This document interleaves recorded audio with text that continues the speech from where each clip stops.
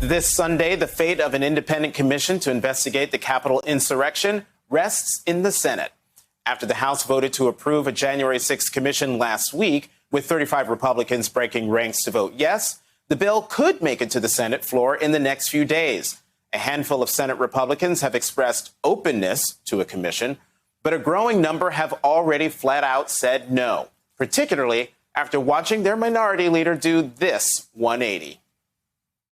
There's no question, none, that President Trump is practically and morally responsible for provoking the events of the day. After careful consideration, I've made the decision to oppose the House Democrats' slanted and unbalanced proposal for another commission to study the events of January the 6th.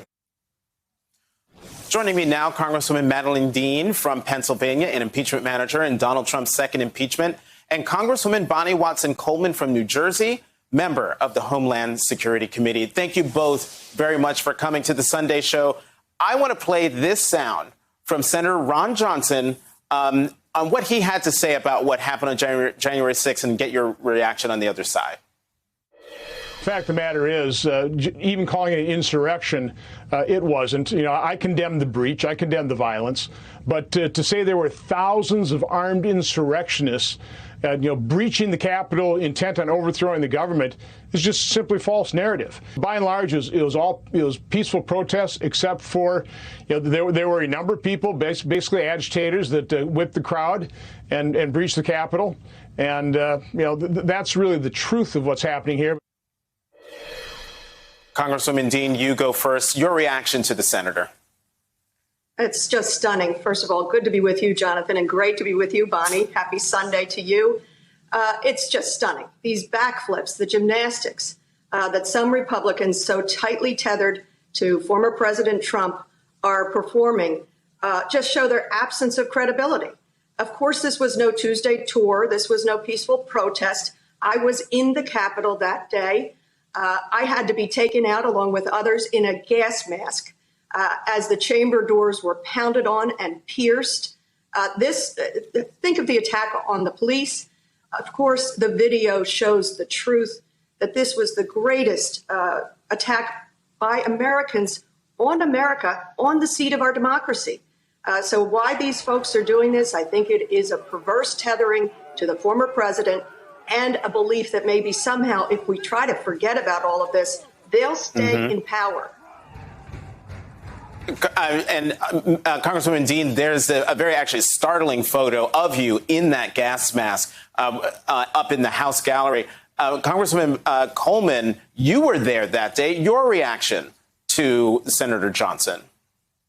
Well, I'll tell you, I went to the Capitol thinking it was the safest place to be because I was evacuated from both my apartment and my office building because it was so close to the RNC. So I was really confused when I was walking down the corridor and I encountered one of the police officers said, "You don't want to go down there because they're coming in. They're coming in." And I'm like, I know that there's demonstrations. I know that. I saw that outside. What do you mean they're coming in? I said, well, I'm just trying to go down here to the office down the corner here. And as I was turning the corner to go down another corridor, I could see colorful images and what appeared to be tussling between blue uniforms and people in very colorful and very, very loud.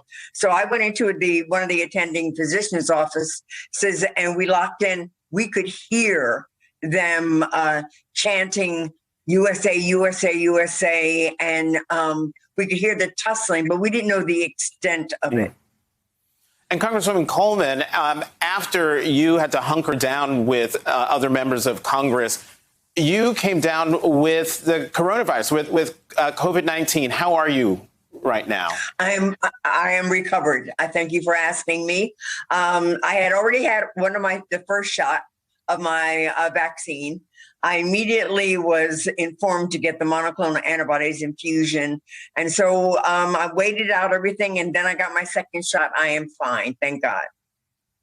That is good to hear. Congresswoman Dean, you talked earlier about the fact that Republicans are tethered to Donald Trump. My question to you is, do you believe that they truly believe that what happened on January 6th was just a normal tourist day? Do they believe the lies they are telling? I don't think they do. You just take a look, and you showed some of Mitch McConnell's words on the floor following the impeachment verdict, where he voted not guilty and then said the president is morally and practically responsible for the insurrection. Mr. McCarthy had a moment of clarity. I think you've seen those words over and over again on the House floor, calling for the president to stop the riot, to stop the insurrection. They don't believe it. They believe that it is their pathway to staying in power or gaining greater power. But look at the video that you are showing. The Capitol Police, a protective force, saved countless lives that day. Why wouldn't every single member of Congress say we have to find out the facts and circumstances surrounding what happened, if for no greater reason that we prevent it from happening in the future? They're afraid of something. Mr. McCarthy and Mr. McConnell are afraid of the truth.